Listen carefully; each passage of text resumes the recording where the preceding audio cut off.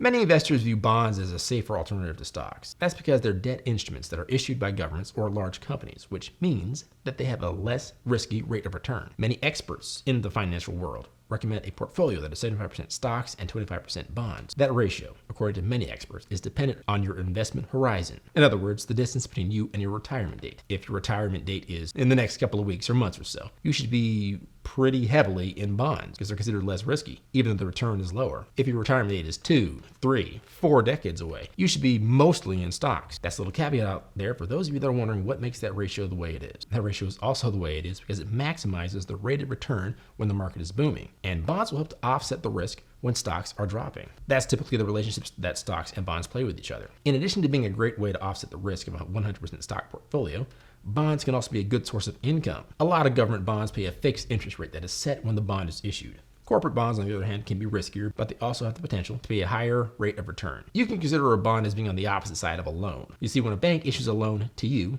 you owe that bank money. When you purchase a bond, you're actually purchasing a loan that someone else took out. So the person or entity that took out that loan owes the money to you. So if you've ever wondered how to be on the opposite side of the debt cycle, buy bonds. So let us know in the comments down below what you're using as your alternative investment vehicle, or even if you have an alternative investment vehicle at all. We're all dying to know. And remember, a goal without a plan is a wish. A goal with a plan and no action is a wish list. I'll catch you in the next video. Peace.